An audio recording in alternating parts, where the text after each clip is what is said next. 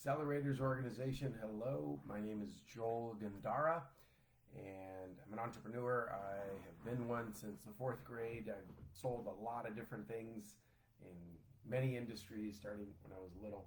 Let's see, I recently sold my company that I had for over 20 years. It's an underwear, swimwear, athletic apparel company. And what else? I had a fulfillment center, also sold that. Now I coach and I run a program called 31 Daily Challenges. That's what I do. And we have some really good questions. We have 10 questions. Happy to see that you guys are asking the questions. As always, thank you, Sean Thomas, for having me here. Every time, every single day, and I'm sure you guys understand this as an entrepreneur, your day looks completely different. I'm no exception. My days are 100% different every day. Never have I had 2 days identical. And especially at the stage I'm at in my life where it's different phone calls at different times. There's nothing rigid, and I love that. Otherwise, you get bored of the mundane. But when I see my calendar the night before, I check to see what I got the next day, see what time I got to wake up, what I got to do, and I see this, it always makes me happy. I love, even though we don't have this interaction back and forth, I kind of pretend that you guys are there listening to me, thinking through it. I'm trying to come up with what a secondary question might be so I can try to go a little deeper. So we're going to jump into these, but I want to share one little tip.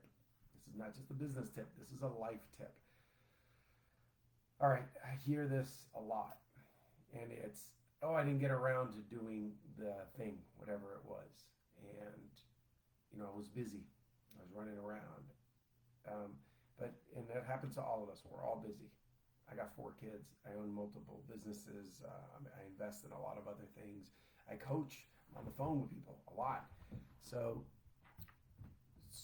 it all, we're all in that same situation.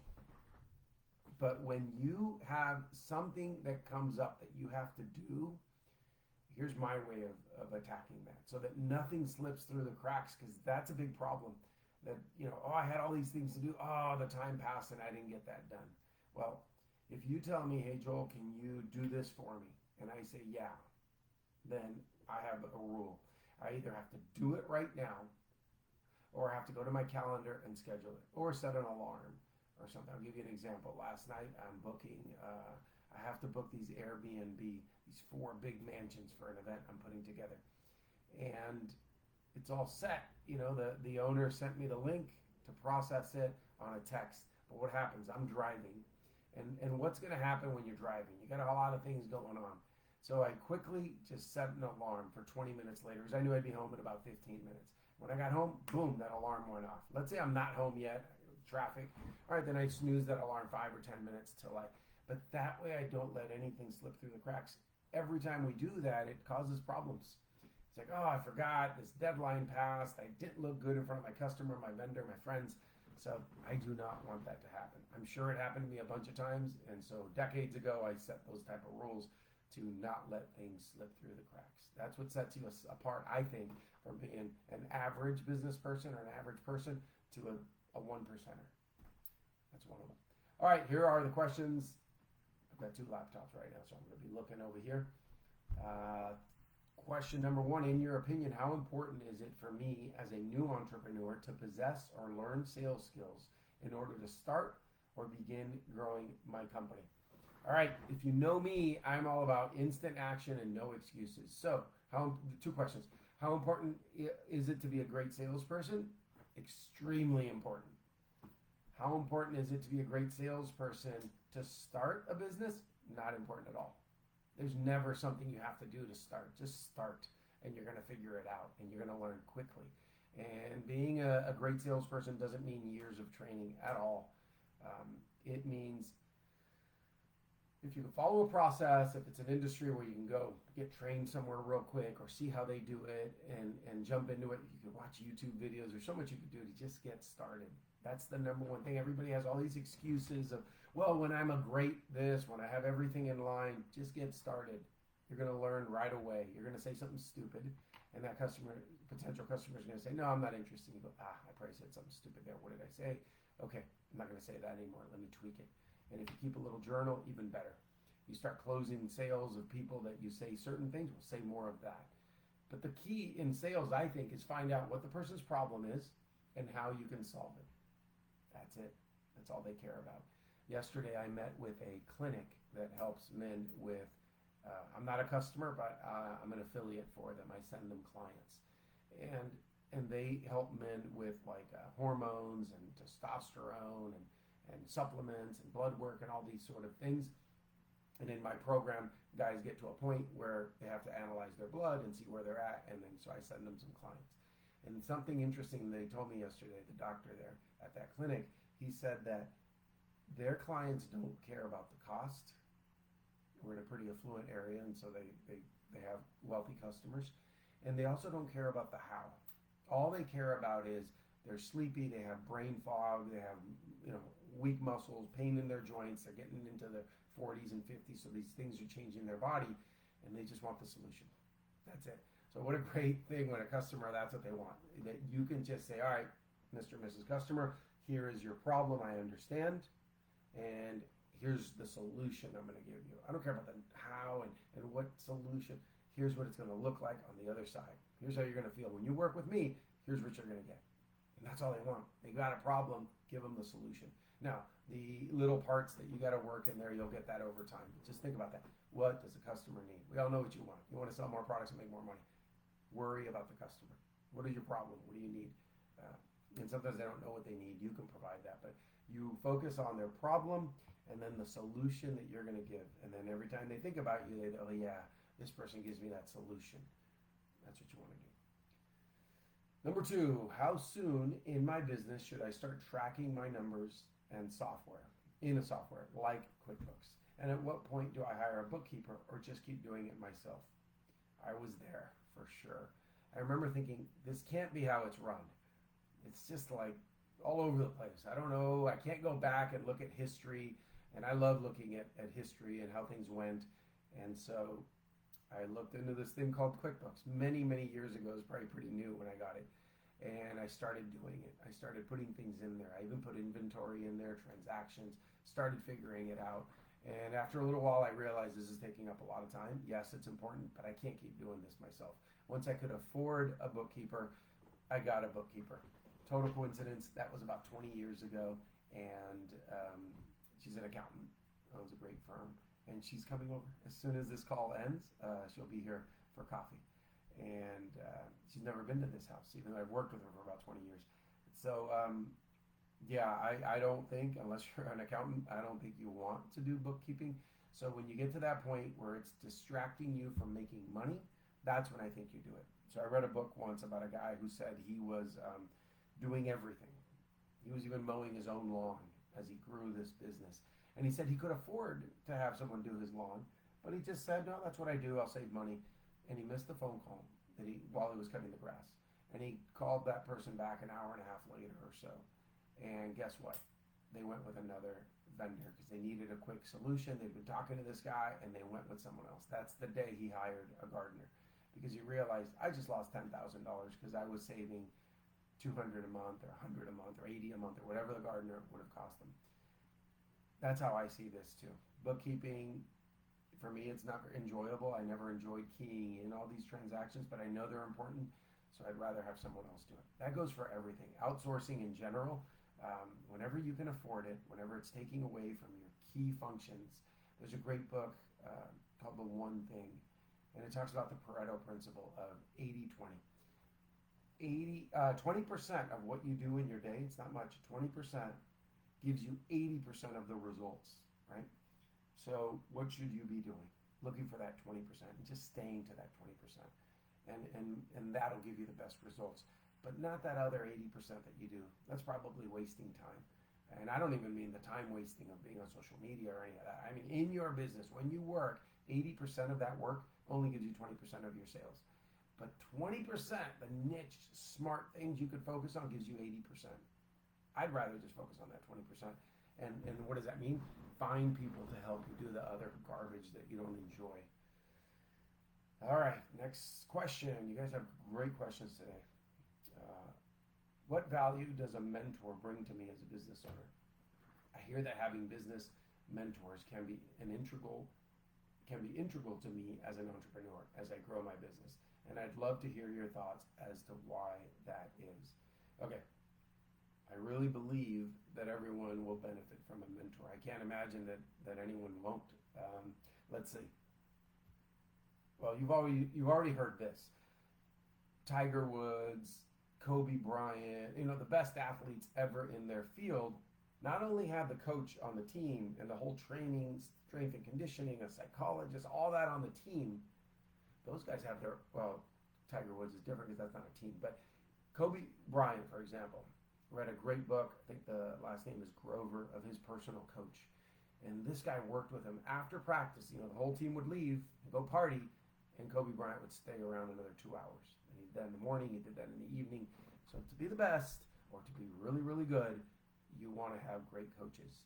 And those everyone's different on what they exactly need, but I'll tell you some of the things that coaches can do. They can open up their network. I find that very valuable, and I don't notice it, but the people I coach, when they ask me about something, I usually have somebody I can put them in touch with, whether it's someone exactly in their industry, someone who's gone through a problem they've gone through, someone they want to talk to. So opening their network, that's so valuable. You always hear about, it's not what you know, it's who you know. I agree so much, because you can get the what. You can learn those things from these people. But another thing, a coach, hopefully, if you hire a coach with experience, it's funny, I see sometimes on social media, some coach who's like 20 years old, I'm going to teach you how to do this and do that. Well, first of all, I don't want to be taught how to do it. I want somebody to do it for me. I want the mindset, and I want the overall vision. And usually a 20-year-old's not going to be able to teach too many people on a big array of things and life experiences. So someone who's been through things, who can help you avoid mistakes. I made a lot of mistakes in the beginning that would cost me a lot. A $50,000 mistake, a $200,000 mistake, a $500,000 mistake I made a few years ago, gone. I mean, that money's just gone. It's not like, oh, I didn't earn that $500,000. No, I put $500,000 and it's gone. So coaches help with those sort of things. They're not perfect. They're not going to make you just shine and be perfect, but they do get you along that path. You get shortcuts because you don't do things the dumb way. You could speed them up. So I could probably make a list. I'm reading this for the first time. But another one is a coach can give you, first of all, help you avoid these limiting beliefs and this imposter syndrome that happens to us as we start succeeding. We go, I don't know if I can do this. I don't know if it's why me. I'm not used to this. I didn't grow up this way. How am I doing so well? Maybe it's just luck. But here's for me, here's an important one that mentors and coaches help me through. And I didn't realize it until two different coaches at two different periods in my life told me this. I was doing well, and I think I was making pretty good decisions for a while there. And I was kind of expecting the coach or the mentor at that time to tell me what I'm doing wrong. And they said, nope. And these are separate conversations with separate people at separate times. You're doing good. You're going the right way. You're thinking straight. You're taking the right actions. Keep going. And what that did for me, it gave me confidence that here are these two guys worth several $100 million. Both friends of mine till this day. I've had lunch with both of them in the last 2 months. And they're telling me I'm going along the right path. You don't know what that does for you. When those people doing that well, that you have huge respect for, tell you, yep, keep going. Man, that changes everything. You wake up with this confidence and this like, yeah, I'm going the right way. Let me not stop. As opposed to self-doubt and questioning yourself and wondering and just being in a vacuum all alone. I think entrepreneurship is one of the loneliest places on earth. Everything is stacked against you, but you have no guidance. You have no way of knowing if you're doing right or wrong. That's a huge one for mentors to help you. Also, to call you out on your BS and to tell you, hey, quit making excuses. You're being a loser. This is loser talk. That's how I treat my folks. I don't cuss at them. I'm not rude to them. But if I hear loser talk, I'm going to call it out. And that is one thing I hear, loser talk. Excuses, why it's not working, why you didn't get it done. Yeah, so coaches can help in different parts of life, and it's not the same coach for the rest of your life probably. There are moments in life where you can use this type of coach or this other one. Next question. If revenue from my business isn't quite making me enough money, do you think it's okay to have a side hustle or side job or some sort to keep money coming in while I'm building my revenues for my company? Heck yeah. I got 100 side hustles. I got investments in different things. I've got little things that I work on all the time, and like that could become a business one day. Um, the way I built my wealth, starting out early, at 19 years old, I had a full-time job where I was working on average 60 hours a week, and then I was going to the flea markets and any little opening I had on a Sunday afternoon. From if I worked till 3, then I'd get in there at 3:30, and then I'd go and leave at 6 when they closed. But whatever I could squeeze in, and that was a side hustle. And I don't share this too much, but in high school I started lending money. That was a side hustle. In high school I sold chocolates at school, and I made $30 net profit every day. This is in the mid-90s, not bad. Early 90s, that's not bad. Those were all side hustles. There's nothing wrong with a side hustle. I remember times where in the summers in college, and for me college took 10 years because I was working a lot, and I just took like one class a semester, things like that. But I remember in college when summer would come, I'd work 2 full-time jobs, and literally 40 hours here and 40 hours here. I mixed them in, and that's it. That's how I did it. I love full-time, hustles, side hustles, all kinds of hustles. Never stop. My kids are little. I have from 18 down to 10, and they got side hustles, all 4 of them. My 18-year-old has a lot going on. I've shared about him quite a bit because I'm super excited. Right now he's a senior in high school. During the summer between junior and senior year, he went to Army boot camp and graduated, and he's an American soldier. And so he accelerated the process. He's not supposed to do this yet, but they approved it. He is still in high school, but he's already reporting once a month to a base nearby and doing his reserve time. So he's learning to become a mechanic. When he graduates high school in a few months, he gets sent to mechanic school in Virginia, and he'll be doing that. And then he comes back and continues to report once a month as a reservist. But he's in high school. Once a month, he's spending the entire Saturday and the entire Sunday working and getting paid for that and learning to become a mechanic. And then he's also a pharmacy technician, basic entry level at a pharmacy. And he works that 16 to 30 hours a week. So that's a lot of stuff. Full time in high school. Once a month, a full weekend. And he has a part-time job that keeps him really busy. And he does other side hustles, and he's making money. And he's in high school. So yes, we should all have side hustles. And you know that you have time, if you have time for social media, if you have time for Netflix, if you have time to sit down on your couch, you're doing the wrong thing. Unless you've got plenty of money and that's what you want to do. Or you have an extremely physical job and you just got to lay down and take a break every once in a while. But for the most part, most people don't have these physical jobs. All right, let's jump to the next one. Number 6 that I got here. I spent so much time doing admin work and producing and delivering the product for my customers that my business revenues are suffering. How do I get more sales when I don't have the time to go out and network and do the selling activities? All right, you've got to pinpoint what makes you money and what's just the administrative junk that you have to do. Focus on what makes you money. That is number 1.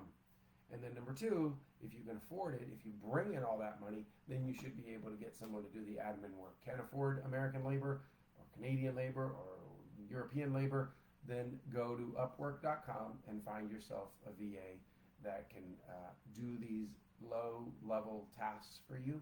And you could probably pay them, $5 or $6 an hour. And in that country, that's good money. But here, that saves you a ton of time and money. But you should be focusing on the key things that you are the person. Unless you want to do it the other way around. You want to sit in an office and do the administrative work, then go hire a sales rep. Usually most business owners don't want to do that. I would not want to do that. I would rather do the selling and then have somebody take care of the rest. So you look at it like you're the fisherman. You go catch that fish. You hand it over to your team. They cut the head off. They take the scales off. Someone else puts it on the fryer and cooks it. But yeah, go be a fisherman and bring in the money. Number 7, I've started to hire my first few team members. And it seems so difficult to get people to be as passionate about my business as I am. How do I get people to believe in the company as much as I do in order to grow? Great question. Okay, they're not going to be passionate about the same things that you are because this is your business. This is your vision. This is your money. You get the money at the end. They just get paid to show up and do some work. So how do we address that? Get them passionate about what's in it for them. I think a lot of business owners miss on this. I don't have employees today, but I used to have plenty of employees before I sold my company earlier this year. And I always worked on what's in it for them. And I would ask them, what are your goals? I'd coach my employees. What are your goals? What are you trying to accomplish? What do you want to get done this year, end of the quarter, or next year? I'd always be aware of those things. And I loved it when they had concrete goals. If not, I helped them get them. And so, first of all, because if they have a boss who cares about them and asks them about their goals and their accomplishments, checks in with them, puts calendar reminders, it says, hey, so-and-so, you said you're going to lose those 5 pounds by the end of the month. Let's put it in our calendar. You and I, we're going to see it pop up. Let's see if you hit it or not. Now they feel like, oh, someone's watching. I better do the work. Someone cares. No, it's my boss. He cares about me or she. I'm going to care about them. I'm going to work harder for them. So as you develop their goals and coach them, the next thing is to, let's see. Sorry, I got thrown off. Lamont Gray put a message there and it caught my attention. All right, so you're coaching them on their how does the business growth lead to better lives for them, right? So you got to know your employee. You got to know what motivates them. If it's money, and by the way, you think everybody's motivated by money? Wrong. I promise you, not everyone is motivated by money. You guys are. You're entrepreneurs. But a lot of people are motivated by a pat on the shoulder. Hey, good job. A text or a call from their boss on the weekend. Hey, I hope you're having a great weekend. I hope your son's birthday party's going well. Some people are motivated by that. Some people are motivated by being given special attention at work and saying, hey guys, I just want to, real quick morning huddle meeting, just want to call out Susan. Susan is living one of our values here in the company. It's about integrity. And she had a chance to do the wrong thing and no one would have ever noticed. And she caught it, she did the right thing, and she told me about it. So, things like that. Some people just bubble up. And if you provide an environment for work that is just unmatched because you care, because you're a great boss, because you're a good person, you coach them, you help them, most people won't leave that. Even if they go get offered a 10% or 20% raise somewhere else, they're going to miss you so much that they're not going to want to leave. So I would always tell my employees, I am here for you. You call me for anything you need. I had a guy from outside the country, no father. His mother was a young guy, 21 years old. His mother was in another country, and he was here all alone, renting a room from somebody, and that's how he just worked, and he was a great worker. I took the role of that guy's dad. He never had a dad. So I would always tell him, I don't care what happens to you, outside of work, in work, you call me, okay? Anything that you need, you call me. You're going to go buy that new car, you told me that's your goal? Great. Start saving, start working hard, get a job after work here. And go, he started doing like Uber Eats, and I would check in with him every month. How much you have in the bank? Are you close to saving? Are you not wasting money? I saw you eating out the other day. Why don't you start bringing a lunch? You're going to save money to hit that goal. And when you talk to your employees that way, trust me, I've been doing this for a long time. They will do anything for you.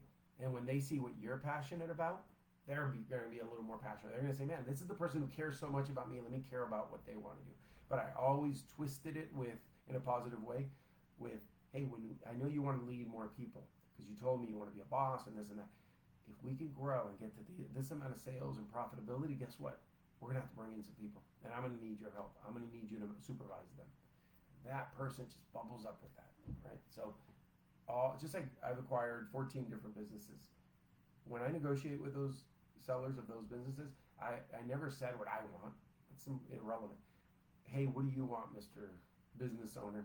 What do you want to do after this business? And then they tell me, and say, oh, really, you want to go open some Airbnbs in Vermont? That's great. I know that the sale of this business is going to help you buy some.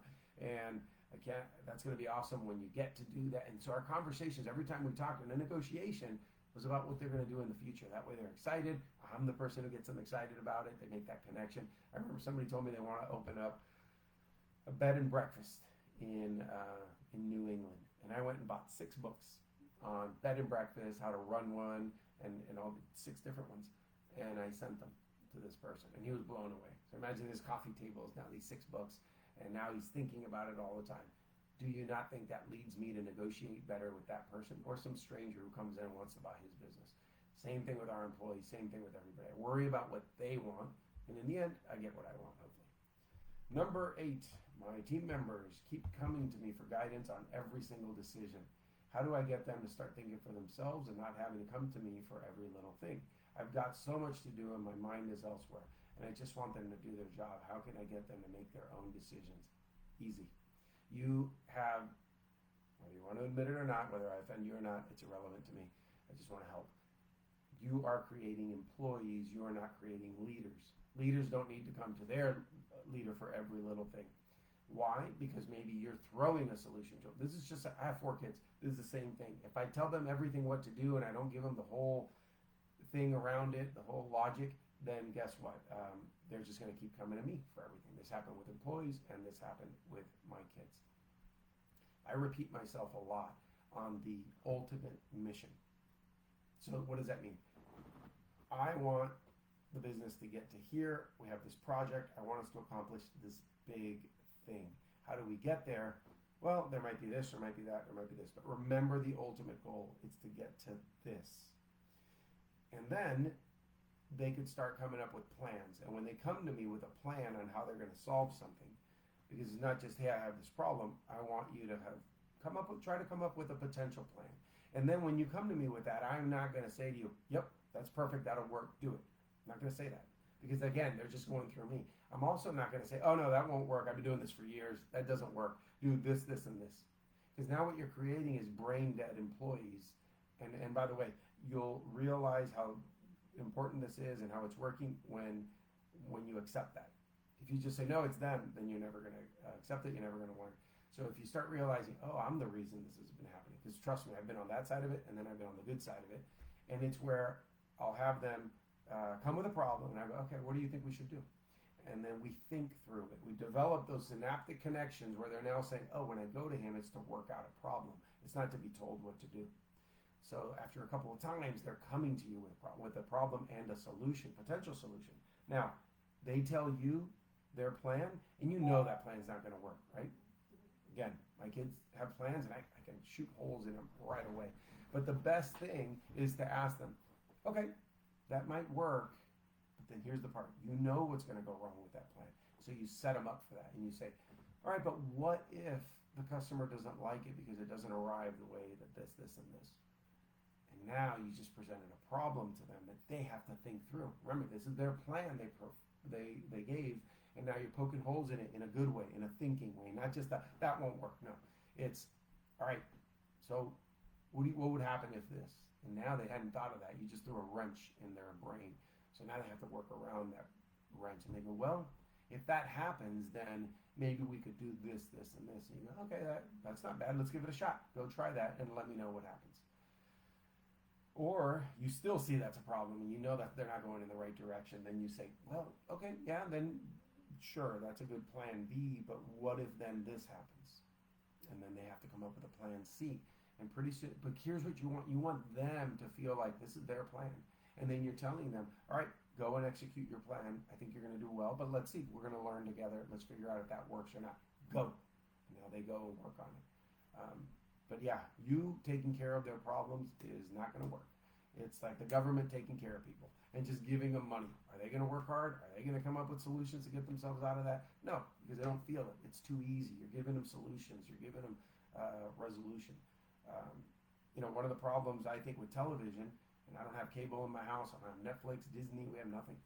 We have YouTube. But one of the problems is that they'll present you with a 30-minute sitcom or an episode. It's the beginning, everything's going great, and there's a problem, and then they solve it for you. And you just sit there as a bystander, as a dummy, or a movie, Netflix, whatever. You're just watching problems, and they solve them for you. I don't like that. I like to have a problem and figure it out myself and go test it and help guide my employees to do that. That was a long answer. I hope it helps. We're almost done. We got a lot of questions. We're on now number 9. How do I figure out how much I should pay myself and how much I should pay myself as I am putting all my money back in the business? Do I pay myself just enough to pay my own personal bills, or do I put myself on a steady salary? How do I know how much to invest back in the company? This is a tough question because this is really your own situation. Everybody's completely different. There are different philosophies and books out there on how to attack this. I'm very pragmatic and simple. When I started my business, there was no extra money, right? Bought this thing for $1,000, sold it for $2,000. Okay, I had $1,000, but I had to go buy more of it, and that's just what I did. In my case, I had a full-time job always, but I'd started building up this business. Once it started making real money, I I saw the bank account get big. I said, okay, I can quit my job. I'll go do that. And even then, I didn't have it really figured out. I put myself on a salary. It was pretty low, pretty basic. But then I remember the day my bookkeeper said, you know, you got to make a withdrawal. You got to at least take $200,000 out of that bank account. Just let money sit there in a corporate account. And I took a distribution. It was my first big one, and that felt amazing. But then I said, you know what, I don't have to play this game. Let me just raise my salary to what an executive would be making. So I put myself at like a $250,000 salary in my business, and then every time I could take out distributions. But I got on this like normal paycheck from my own business to myself, and that was cool. Also, there's reasons for that too. For the, you know, my accountant have explained it to me before, but I think it's like you have to be paying like Social Security, and they want you to be in the system paying these things. If you're just paying yourself very little and then just taking it out as distributions, I think there's issues with that. So I just wanted to get myself on a regular salary. Whenever you see that you could do that, you can always raise that salary. But you know, when you're in a grinding stage and just building it, it's forgivable. You don't have to have all that figured out today. Pay your bills. Make sure you have money to invest in the company. Don't waste money. I see people after a couple of years in business, they have great opportunities, but they just don't have the money. And I've talked to them and I said, but you've made good money over the last few years. Where's that money? No, it's just gone. Okay, well, if that money's not in cash in the bank and it's not in inventory or assets on the balance sheet, then where is it? And that's when we realized they were blowing it. Well, I did buy a brand new car and I bought a boat and I bought a truck to pull the boat, and then, well, there's your money. And now you don't have the money for that next opportunity. If you're starting out and getting going, save money. Invest it back in your business. Pay yourself to buy a house and do the normal things. All right, last question is coming up here. Number 10, I struggle with confidence. What can I do in my business and life to build my confidence so I can close more deals, hire better people, and just generally have more confidence to succeed in life? Man, I'm so glad this is the 10th and last question because I'm a mindset coach, so I love this. All of you ask great questions, these 10 questions, but this one's like right in my sweet spot. You build confidence because success breeds success. Go start winning in something. I don't care what it is. You know, there's a famous speech by I think it's a Navy admiral who says that he starts his day by making his bed, and that little success of like, boom, bed looks good, gives him this confidence of like, I do things good and I do them consistently. What's the next thing to tackle? Brush my teeth. Great. I know this sounds minor. Exercise. I'm going to put in my calendar that I'm waking up Monday, Wednesday, Friday at 5 a.m. and I'm going to go work out. Or whatever it is for you. 6 a.m., 7 a.m., whatever it is. And I'm consistently doing this. And it's now been 4 weeks. I haven't missed a single day. That's a winner. Keep doing winner stuff like that. And again, I'm not saying go to the gym for 2 hours and kill yourself. Go to the gym for 30 minutes. And warm yourself up on the treadmill for 5 minutes, walk, and then go lift some weights. And then start looking better. Stop eating carbohydrates. Stop eating bread. Stop eating pasta. Stop eating white rice or rice at all. Stop eating junk food, soda. You'll see what happens to the brain. There's so much research out there that depression, anxiety, limiting beliefs, all this negative thing that goes on in our head, a lot of it is caused by the junk that's being sold. And in the United States, we get to buy all the junk food we want. We have great freedoms. However, one downside to freedom is you can make stupid decisions. In many countries, a lot of these when they enrich rice and bread and all these things, I think it's 42 or 44% of the population gets affected. Their minds get affected by that. So you read these ingredients, it sounds like they've done good things to your food. They're poisoning you. And that has a mental effect that then leads to lack of self-confidence, depression, worry, all of these things. So do the things that you can control. Eat healthy. The way I eat, I'm not a doctor, I'm not making recommendations. I'll share how I eat. I eat several eggs a day. I eat meat every single day, all kinds of meat, all of them. I eat salad. I eat vegetables. I eat beans. My dessert is Greek yogurt. Maybe put a couple blueberries and blackberries in there. Very boring diet. I just told you everything I eat. That's it. There's not much more than that. I eat cheese. It's low carbohydrate. Why am I talking about all this in a business mastermind with Accelerators Organization? Because confidence and the way you feel leads to so many more successes. I started doing better in business when I started taking care of myself, when I started running, when I started lifting weights. A huge one for me has been jiu-jitsu. Training jiu-jitsu does amazing things for your confidence. Oh, by the way, you have an inflated ego and you think you're all that, train jiu-jitsu. It will be flattened down. You have low self-esteem and you don't think you're anything, train jiu-jitsu. And as you build up and start beating people that you couldn't beat before, your confidence starts going up. Yeah, so I have a whole 31-day thing that builds confidence. It does all these things, but there are things you can do, and start looking for little victories in your life, learning a little more, setting a goal that, by the end of 2 weeks from now, I'm going to finish this book and then get to it. But don't let yourself fail, because then you're going to feel more like a loser. You're going to go down and down, and that confidence is going to go away. All right, Accelerators Organization, thanks for putting up with me, for listening, for letting me express. This brings a lot of value to my life. I always share that because I've been doing it for years, since it was a pretty newer organization, I think. So I always thank Sean Thomas for letting me do this and give back however I can. If anybody wants to reach out, you can message me through here. Have a great day, everybody.